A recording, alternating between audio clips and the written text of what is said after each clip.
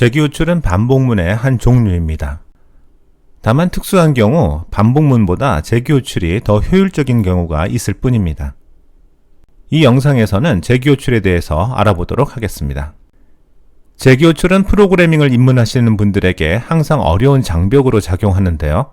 함수 호출 과정을 제대로 이해하지 못했을 때 재기호출이 더욱 어렵게 느껴집니다.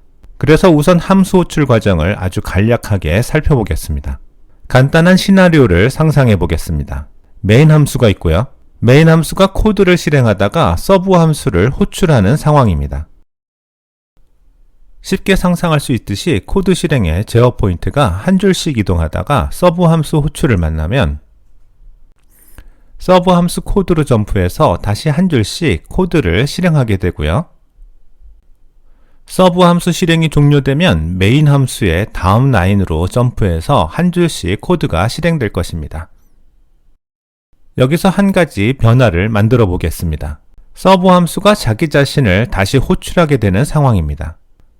서브 함수에서 다시 자기 자신을 호출하면 자신의 코드에 처음으로 점프해서 실행될 것처럼 생각되기가 쉽습니다. 이것은 틀린 생각이고요. 이렇게 생각한다면 재기호출이 계속 어렵게만 느껴질 수밖에 없습니다. 함수를 호출하면 코드의 위치만 변경된다고 생각하기가 쉬운데요. 함수가 실행될 때마다 완전히 새로운 공간과 차원이 새로 생겨난다고 생각하셔야만 합니다. 메인 함수에서 서브 함수를 호출하는 순간 새로운 차원이 발생하면서 함수에 필요한 모든 것이 새로 만들어집니다. 예를 들면 로컬 변수들이 저장되는 공간들이 그렇습니다. 그리고 다시 자기 자신을 호출한다고 해도 자신의 코드의 시작 위치로 이동한다기보다는 새로운 차원이 생겨나고 그곳으로 포인트를 이동해서 코드가 계속 실행된다고 생각하셔야 합니다. 이렇게 스택이라는 영역에 함수가 호출될 때마다 새로운 공간이 생겨나고 그곳에서 함수의 코드가 실행된다고 이해하시면 재기호출을 이해하는 데 많은 도움이 됩니다. 물론 실행이 끝나고 나면 해당 차원과 공간은 소멸되어서 스택으로 돌아갑니다. 이번에는 1부터 10까지 더하는 시나리오를 생각해 보겠습니다. 다음과 같이 간단한 반복문으로 쉽게 처리할 수 있습니다. 이제 이 문제를 재기의 관점에서 다시 풀어보겠습니다. 앞서 말했듯이 재기도 일종의 반복문입니다. 다만 일반 반복문과 달리 형태의 반복을 다루는데 더욱 효과적입니다. 1부터 10까지 더하기를 다음과 같이 두 조각으로 나눠 보겠습니다. 그리고 해당 함수를 sum 10이라고 가정하겠습니다. 앞에 부분을 다시 sum9라고 표현하면 sum 10은 sum 9에서 10을 더한 결과인 것을 알 수 있습니다. 이렇게 문제를 계속 같은 방식으로 잘라보면 n번까지의 합은 그 이전의 합에다가 n을 더한 것이라는 것을 알 수 있습니다. 그리고 모든 숫자에 대해서 같은 형태를 유지하는 것도 알 수가 있습니다.